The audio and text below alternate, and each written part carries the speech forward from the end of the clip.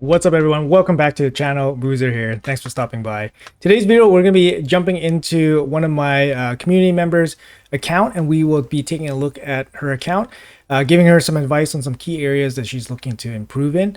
Mainly, I do one of these like kind of community takeovers at least once a month. I usually choose someone from my Discord that has basically offered their account up for this kind of service. It's totally free, and I just do it for the sake of kind of like making content and to help people out in my community. So if you guys are interested in this kind of takeover for your account, or if you guys want me to have a quick look at something, definitely drop by my Discord. I'm going to leave the link. Well, it should be in the description below, but make sure you guys check it out. Swing by, follow the instructions, and then you know, if you're lucky, you might get snagged up. So let's jump right into this video. We're here helping Crix Stone Thorn. So I've been calling her Ziggy. We've been communicating with her as Ziggy. So I'm just going to refer to her as Ziggy here. Here is the blurb that she has given me.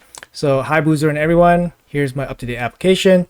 Brief overview. So she's been playing since April. She's about 150 days in. I literally just collected Lordly Legionnaire. I literally just collected this guy for her by, obviously not accident, but nothing we can do about that. So 150 days in, she's level 63. She's free to play. She's on the final stretch to Arbiter. That's very good to see. She can 3-key Nightmare, which is good. Very good progress. Been working on it, of course. And then she actually managed to finish a couple of fusions, which is very good. I love to see that. Being able to participate and complete fusions, even though you're only a couple months into the game. That's very good. So she wants to focus on her clan boss team, Arbiter missions, and then obviously saving for fusions. So I can definitely offer some advice on that front. She wants to tackle UNM. So she wants an Ultra Nightmare clan boss. That's great prioritization. She wants some dungeon teams at 20, improve her arena teams, Hydra teams, Doom Tower teams, and then just a priority list of 6 stars. So there's a bunch of stuff here, but there's obviously going to be like main focus points, which would be Ultra Nightmare clan boss, which I highly recommend anyone that is not hitting Ultra Nightmare clan boss to definitely focus on that. As long as your dungeons are in a stable place, if you can farm dungeons relatively consistently with decent time. Honestly, the time per dungeon nowadays is not that big of a deal because of how super raids work. Super raids effectively have the time on dungeons, so it's not a big deal, right? So getting really optimized clear times. So we got 18, stage 18 here at 5 minutes. Dragon 20, perfect, under 2 minutes. That's very reasonable. Spider 20, perfect. Even 3 minutes is very reasonable, especially with super raids. Fire Knight, good, 20, 3 minutes. I don't expect much from Sand Devil or Shogun. Perfect. Okay. Minotaur, yes, 15, 1 minute. Not the fastest, but I don't expect her to have like a solo farm or anything like that. Iron Twins, no action there. Okay, kind of expected, to be honest. So let's jump into, let's just have a brief overview of what's going on here. So in terms of shards, she's kind of lacking a little bit. She is holding on to her primal shards, which is a good sign. You definitely don't want to use these. And then she's pretty low on the other shards, but she's only 2 or 3 keying Nightmare, I believe. So she's still pretty far away from getting consistent shards. Overall, arenas a little bit low. What day is it today? Today is Wednesday, so about halfway through the week. Her arena team is kind of struggling here with 75% win rate. Total arena participation is a little bit low, to be honest. If you're halfway through the week, you should be looking at least 100 total battles. So she's probably only collecting half the amount of medals that she probably should be. So I would definitely increase my participation in arena. It just kind of helps you out in all areas. Well, she is doing live arena, which is cool. Live arena. I don't particularly like this super spread out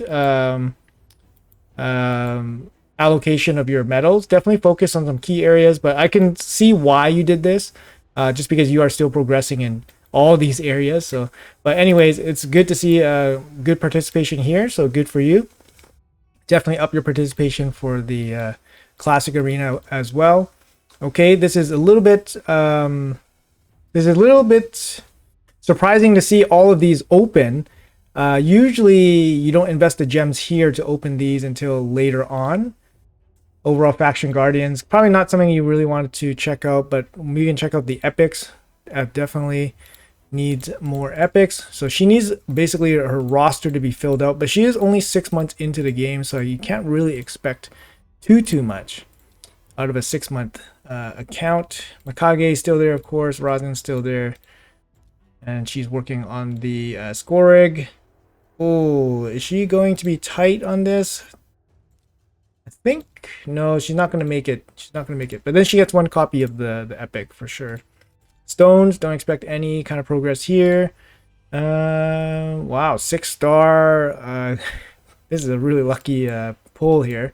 You got 3 stars Mithra when you pull her, so that's great. Everything else not super useful, I guess. Aidlin, surprised you not using Aidlin, which is interesting. Okay, so let's see here. What else? Let's quickly check her. How about these supplies here? Has a little bit of bruise. Has ninja. That's good to see. Only 4 legendary books. Okay, that's good to know. And then she can fully book out 1 epic. Okay, that's good to know. She's not energy capped, which is good. Always a good thing to use up your energy daily. So if you guys, there's 2 schools of thought, right? One is basically you want to use up all your daily regeneration, so you never stay like this, where your account is full of energy and it never regenerates. The other school of thought is to save up energy, stack it up, and then use it all on whatever key events. Keep this in mind. I basically, I follow the school of use all regenerated energy as much as possible, because on a daily basis, you gain 480 energy just from passively regenerating. If you're capped out, you're losing out on that 480 energy. You can imagine that over 10 days, 480 energy is 4,800 energy. That's almost enough to finish like a dungeon diver. That's enough to master 2 champions. So you can fully master 2 champions in 10 days just by using regenerated energy if you're on top of it. If you're capped out over 130, then you don't have that 2 mastered champions. That's kind of how I view it. And it's also an extra 2 million silver in the bank, right? So a lot of times people ask me how I have so much silver, and that's the long and short of it. Basically, use your regenerated energy over a long period of time, and then you just gain a lot of silver, gain a lot of resources. All right, let's jump into our account. Let's take a quick look at our roster here, see what we're working with before we make some adjustments and recommendations. So she got a 6-star Hefrak, super lucky. I mean, what are we talking about? 5-month account? 5-month account. You got a 6-star legendary nuker that's actually a pretty good nuker. She picks Crushing Ren, which is the correct which would be the correct blessing here. So that's great to see. He is in a 6-piece stone skin, but his build is kind of horrendous, to be honest. Her build is kind of horrendous. Oh no, I know what you're trying to do with the 6-piece stone skin, and trying to trigger his passive to get him to slam, but when he's only critting 38% of the time, it's really sad. It's really sad for him. Masteries, missing the tier 6 masteries, that's also very sad. Overall masteries look fine, looks like it's going in the right direction, but you definitely need the Helm Smasher as well. Fully booked, yeah, so she's heavily invested in this champion. Not particularly, I mean, obviously 6-star, right? 6-star. So yeah, he's a strong champion. He's a strong champion early. I think from what she has, it's totally fine to go this route. He has a Fat Man in lifesteal, so probably for clan boss. Looks pretty good. Build looks fine-ish. Speed's okay. Has probably a little bit low accuracy, but probably just enough for a nightmare, so that's not that big of a deal. Geomancer, no banner. Let's see. Accuracy banner, I guess. Does she have an accuracy banner here? She does not. Yeah, so that kind of sucks, but you have enough accuracy for nightmare clan boss, so you can put like some other accuracy, some other banner here just for some extra HP or something. You don't need to crit cap Geomancer, but sure, you can crit cap him. You can also give him some better defensive stats. Looks fine, build looks fine, War Master looks good. Rector Draft here in Relentless, super slow, accuracy, low HP, low survivability. Yeah, definitely need to work on this build. This build is not going to work for you. Like for a champion like Rector Draft to basically stay alive, she's going to need a little bit more HP. She needs to be a little bit faster just so she can cycle through her skills. So definitely work on this build. Let's see, Tyrell here. Looks like clan boss champion. Proper accuracy. Speed looks fine-ish. Stats look fine-ish. Yeah, looks decent. Looks decent. Ooh, no books. You definitely missing the 10% here, so this is going to be only 85% chance. 90% chance. So 90% chance, and then this one also missing the 5% chance for the attack down. And then I guess you don't need this for clan boss, but yeah, this is good against like Spider and stuff, but maybe you don't need him for Spider. Cruelty looks fine. War Master looks fine. But yeah, little tweaks to the build here, not too bad at all. Deacon Armstrong, good accuracy, decent speed. Looks fine, yeah, looks fine. Fully booked, commanding presence. Maybe Cruelty would be nice on him. War Master looks good, yeah. Heavily invested in those champions. I like it. I like what I see right now. Like, obviously she has like, you know, not the best gear, but she's only 5 months in the game, and you know, she says she's free to play, and it looks pretty free to play to me. Like, she's using, you know, still keeping some of her uncommon accessories, making use of it. She's trying to hit the stats as best as she could. I think she's going a little bit too fancy on this Hef here. You know, I would just drop the 2P stone skin and probably just go for one turn stone skin with maybe a cruel set, and then try to do as much damage as you can. Okay, we can check out the build here a little bit, I guess. So this one should be probably crit damage or crit rate. Yeah, I guess these are just the best pieces she has. Resistance chest here doesn't make, you know, you want attack percentage chest. You gotta go stats over sets at some point. Like, in order for Hefrak to like do damage, he needs to, you know, be cranked up on attack, have crit rate, have crit damage. Don't go for the fancy sets here. This banner is actually not too bad. Doesn't come with attack percentage, but at least it's the main stat is correct. Crit damage amulet at least, attack ring at least. So not bad there. The Ostrid looks okay, pretty fast compared to the rest of his champions. Fully booked, also invested in this champion as well. Cruelty looks good. And I guess you're gonna go for War Master. Yeah, it looks good. I mean, you know, this build looks fine, very serviceable, missing the banner. Lifesteal on Kale, so Kale must be maybe clan boss, maybe dungeons.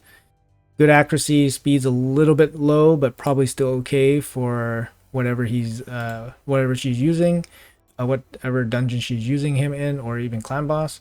So it looks okay. Overall, the builds look like they have some direction and they are going fine. Skull Crusher here looks fine, a little bit squishy, but missing 2 accessories. Fully booked, yes. Not mastered yet. Okay. Good. I like this, you know, selection of champions here. Shamail again in lifesteal. I like this. She is using the common gear, which is good to see. She's sticking with the boots. That's really good to see. Super slow Shamail here. 5-star blessing. Not booked. Not mastered. So I mean, you could probably use this for like Hydra for Torment, which is fine. I'm not gonna grill too hard on this Shamail just because he's probably limited use and probably just for Hydra Torment. So Ninja's a pretty key champion here. No accuracy. Oh my lord. No accuracy on a Ninja. This needs to be changed immediately. Do you have an accuracy banner? Do you have an accuracy banner? Yes, you do. Yes, you do. You do have an accuracy banner. I would definitely try to put one of the accuracy banners on him, bump him up to at least 200. His speed's a little bit low. I like him a little bit faster. I know his speed is probably correct for whatever you're using him in. But I would probably try to bump him up a little bit. Not fully booked yet. You're probably still working on him. Just got Brimstone, which is fine. And you're looking for War Master on Ninja here, probably. The build looks not the best. 31k HP with no accuracy. Definitely get the big banner on him. It'll be a lot better. He'll actually be usable. Akentum, yeah, okay. Has masteries here. I see a little bit of a trend here. I'm finding it hard to believe that all of these champions are partially mastered. That means you committed a lot of energy into the masteries. Also books here as well. So maybe maybe you have to commit the energy to finish off some of these masteries instead of leaving them hanging. Finish off the tier 6 masteries, for example, like Ostrid, like Skull Crusher. You know, Hefrak definitely needs the 6-star Helm Smasher, and then obviously Ninja needs that done as well. Rogard, good to see here. Probably not used a lot. Yeah, definitely not used a lot. So here's the thing too. I wouldn't really equip champions with like gear that you don't really max out, I guess. But I guess you're probably using him for like faction wars or something, which is fine to leave like this kind of gear on him. So I think that's fine. This one, Annex. I mean, not booked, but has masteries committed. So I will also think about this. Some advice here is basically like whatever you book, you should probably master. So that kind of like sets your mind frame like, oh, if I commit to this champion, I will like kind of take him all the way. Like you can fully book out champions and not master them. Some champions don't need to be mastered, and some champions don't need to be booked. But usually champions that don't need to be booked probably don't need to be mastered. Usually. So keep that in mind when you're like prioritizing books and masteries and stuff. You could spend the energy used to get this to, like I said, finish off some of the tier 6 on your more important champions. Obviously, like Rogard, Kentum, probably will be 60 one day and probably maybe soon. I do see a bunch of 50s here. You're probably just using them for faction wars. I just do see a lot of 50s. So, you know, for faction wars, I guess it's okay, but you definitely don't want to fall in a trap of making too many 50s. You definitely want the power spike from going to 60. Any of these champions worth going to 60? I mean, Sandlash, if you plan to use them for clan boss. There's a couple here, right? Sandlash. Tyrant's actually very good for clan boss as well. He brings the HP burn for damage, ally protection, increased defense as well on a 3-turn cooldown. Problem is legendary books. Probably not going to come too easy, and Ninja is going to be first in line for the legendary books here. What else? We got Sepulchre Sentinel. Could be used for clan boss as well. Lanathro also could be used for some content as well. Anything else of interest from her limited roster? Nothing really. The Fusion Epic's not too bad. Fusion Epic's not too bad, but champion has the extension. Extension on buffs. Increased accuracy can be helpful as well. Double check the vault real quick here. Anything of interest? Sky Touch Shaman could be your cleanser, but it's a 4-turn cooldown cleanser. 2 Shemales are good. That means you'll be pretty set up for Hydra when you get there, when you start taking it a little bit more seriously. Anything in your vault here of interest? Second Deacon. Yeah, second Rector. Okay, so yeah, so I think you prioritized properly the champions that would probably benefit in your account the most. I don't see any of the 50s that are like glaringly like must do. I mean, Death Bell is good, but also legendary books. Same 3-turn cooldown, ally protection strengthened this time instead of increased defense like Tyrant. Yeah, I mean, everybody else, like you can definitely get away with not 60ing them for a while. Rogard, I would maybe consider 60ing for dungeons, just because he's really good at dealing damage against the bosses with his max HP slam, of course. He's good at killing a spider.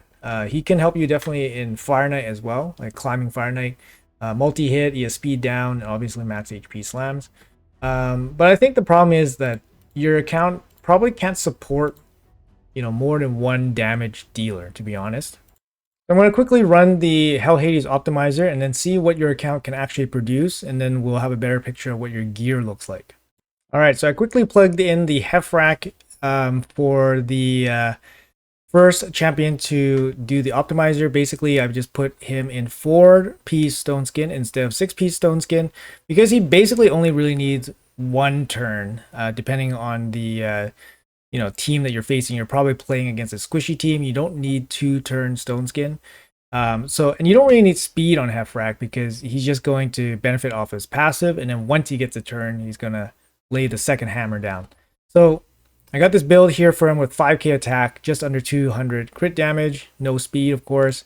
And then this is the champions that you're going to be pulling gear off of. the Geomancer, which doesn't really need 100% crit rate. Looks like Rask, which isn't really, super used on your account, I'm sure.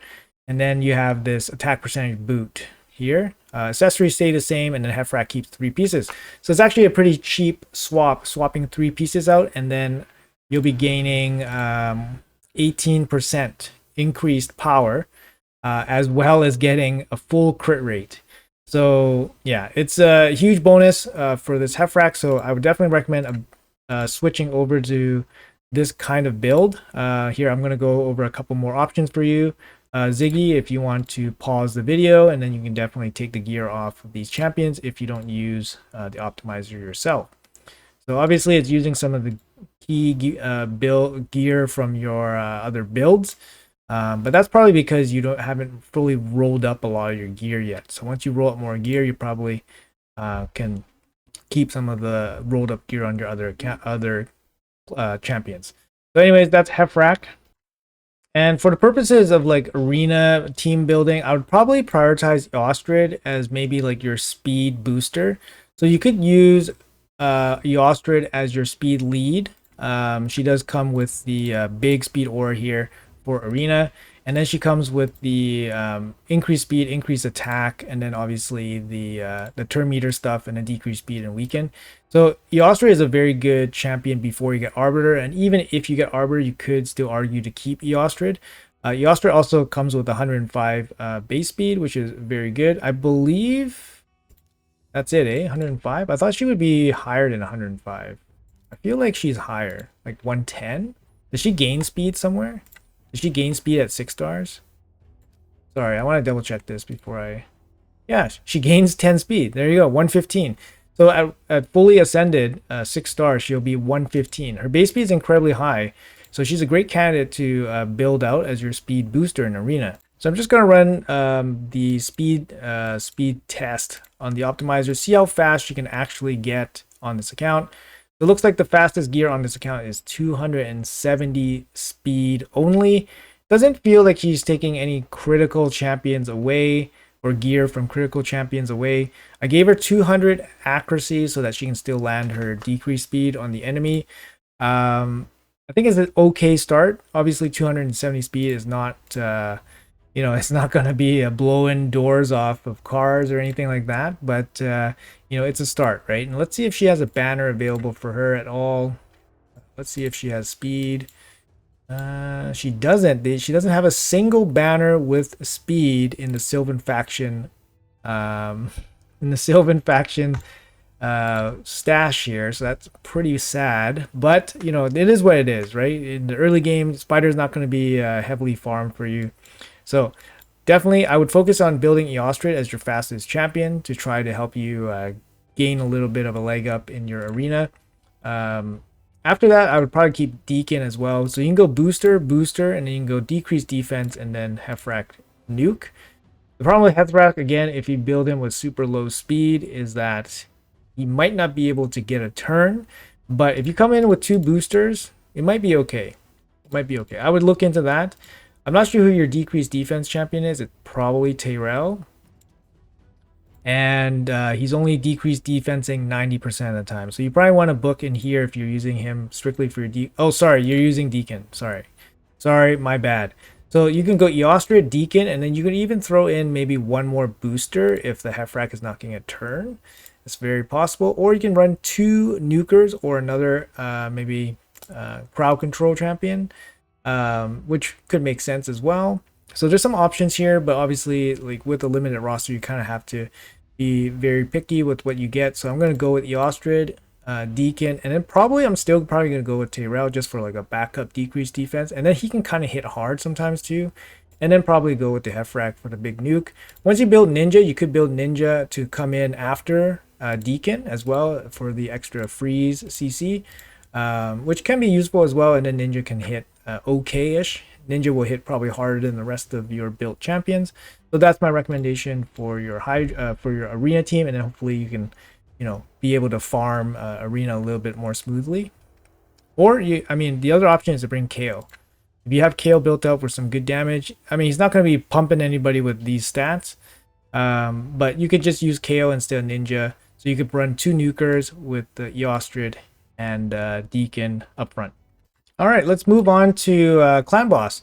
So I do see some good candidates for building a Clan Boss team here that would be good for Ultra Nightmare. Mainly, it's going to be centered around Skull Crusher, because Skull Crusher will give you some extra damage, enough to 2 or 3 key Ultra Nightmare. That's kind of what you're hoping for, because you want to save the last key to 1 key Nightmare.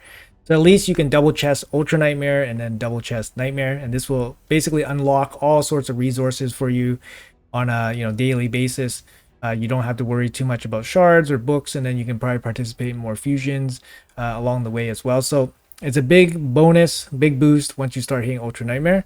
So I think it's definitely gonna revolve around Skull Crusher. You do have great DPS here with Geomancer and Ninja. Don't really need to be crazily built, just proper accuracy for Ultra Nightmare or Nightmare or whatever. So these two definitely part of the team. After that, you're going to be looking for probably any kind of block debuff champion. So any block debuff champion. So I see Sepulchre Sentinel here, which is perfect. Sepulchre Sentinel is really popular champion to build killable clan boss teams with. I've used Sepulchre Sentinel teams as my first Ultra Nightmare team as well.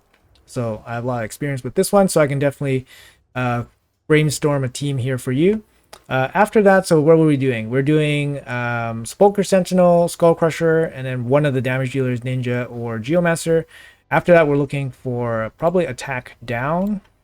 We're gonna look for attack down here.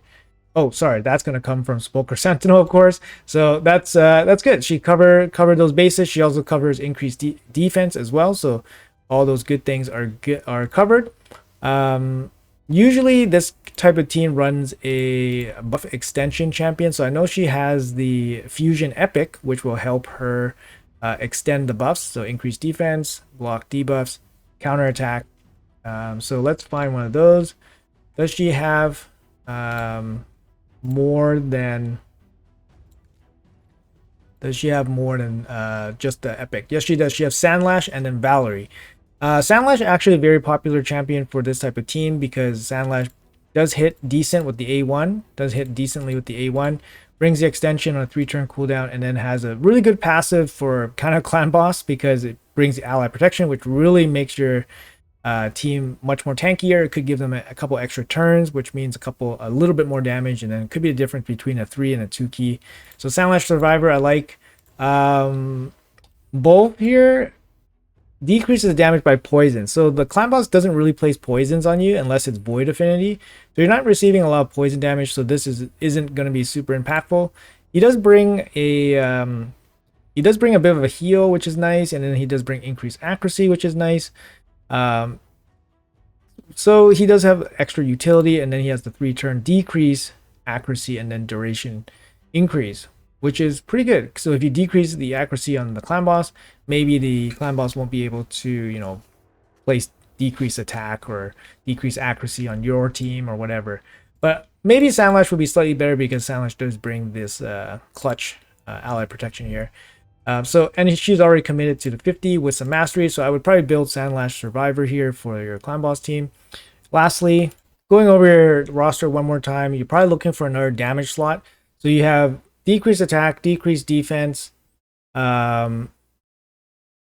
decreased attack. Actually, you don't have decreased defense, so you need decreased defense.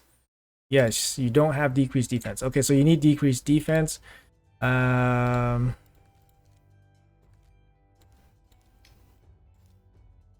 Decreased defense. Fat Man. I think that's it. Fat Man. So you run Fat Man with Geomancer probably. Fat Man brings decreased defense on the A1. Also brings HP burn and poisons. Have to be careful with the HP burns if you're running Geomancer. That can be worked around. You can work around this. And then ally attack is good, so it brings your whole team in to attack. Like, you're not going to have great gear on these champions, but you're going to do some extra damage with War Master procs. So that's probably the team that I would probably focus on building. Let me take a crack at it, and then I'll report back with a team and a recommendation for you. All right, so like I was saying, this is the recommended team for you. to tackle Ultra Nightmare Clan Boss. Definitely this could do it. It's probably going to be like a 2-key team. Probably not going to be a 1-key anytime soon unless you have like some pretty insane gear. You do have to make these 60s if you want best results. You could use this team for Nightmare, of course, and obviously I try to make this as friendly for both difficulties for all affinities as possible. So I did come up with a little bit of a speed tune here. So let's jump into that real quick. So I'll show you guys the calculator that I made. I know this is kind of nerding out for some of you guys, so you guys might not fully understand. But it's very important to get some of this stuff correct. And it looks like some of this stuff was reset, so I have to redo it.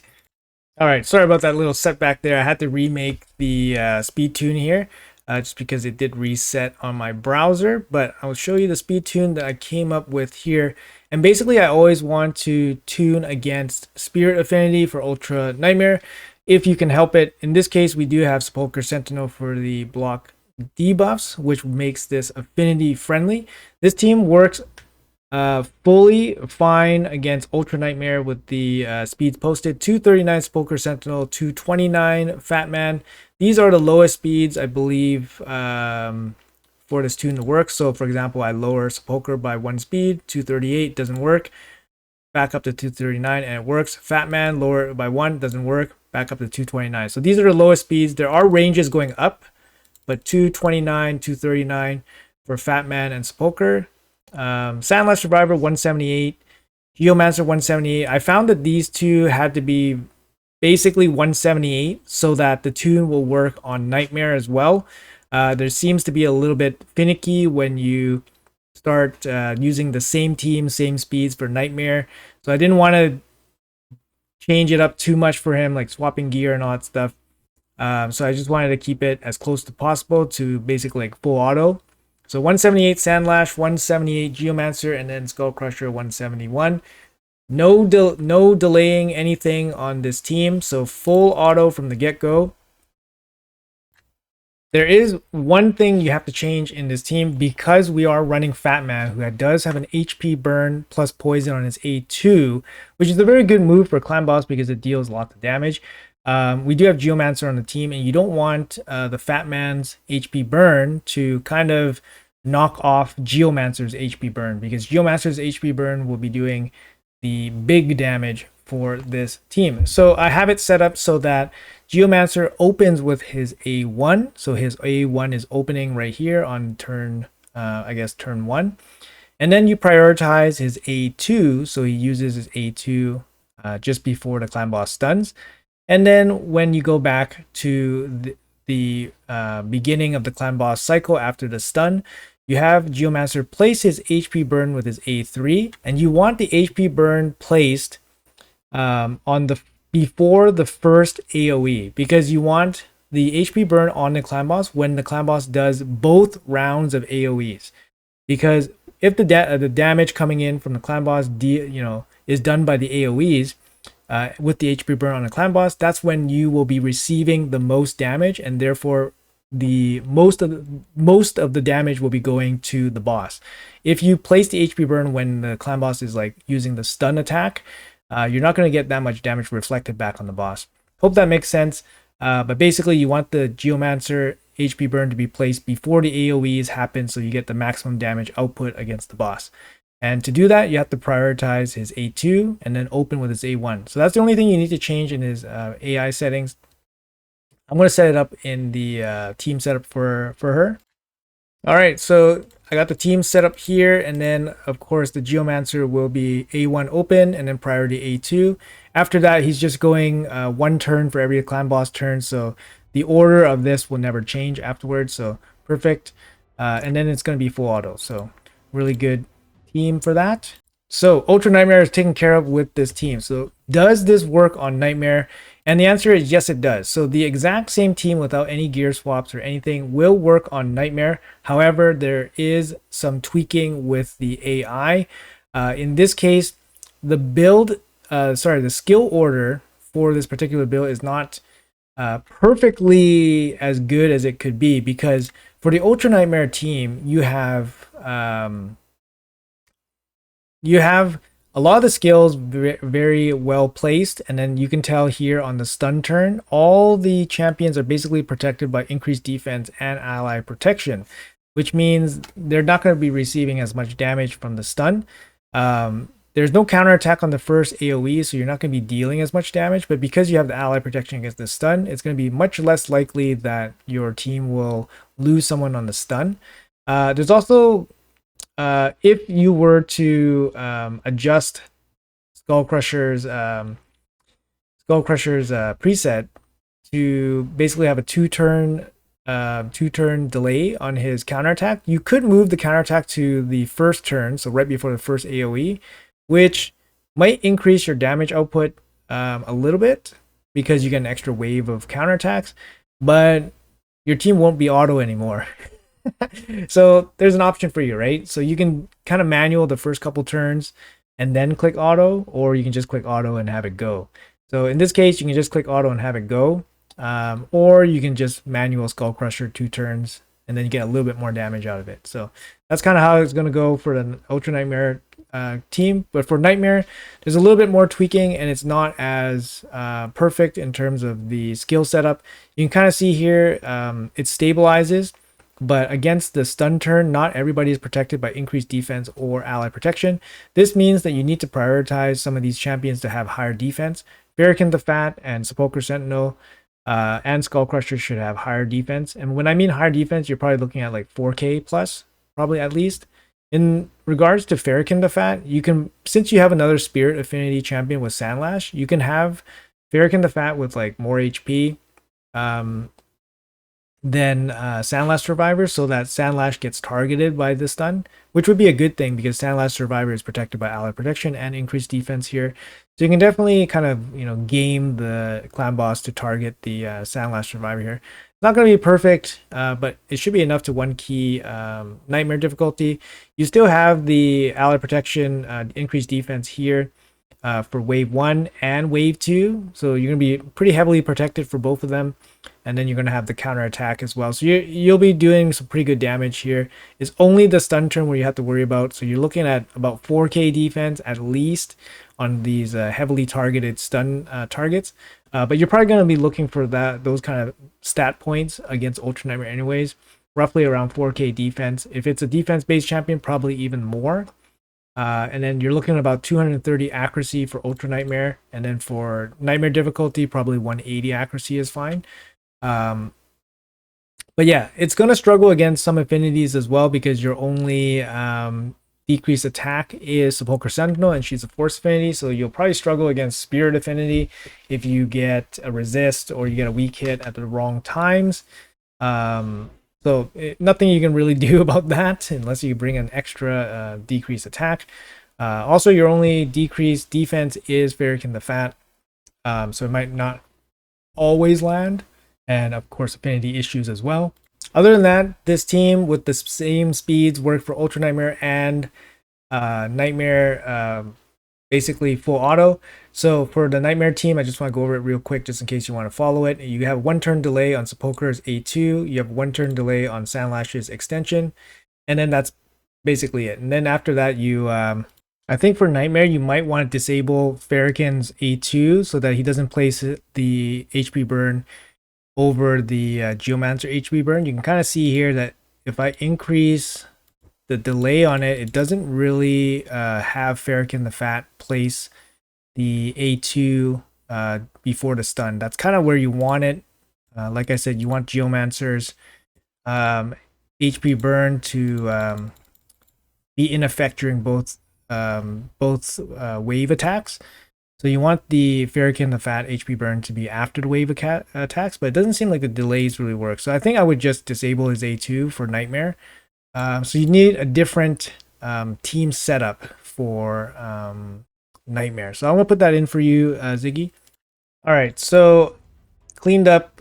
Actually, I cleaned up the Nightmare position, Nightmare and Ultra Nightmare positioning for the clan boss. So obviously, with the counterattack, you want the Skull Crusher here first because the Sepulchre Sentinel passive will save Skull Crusher. Because Skull Crusher will be taking the most damage because of the ally protection. You want the Skull Crusher to be super tanky, high HP, high defense. just so you can soak up a lot of damage.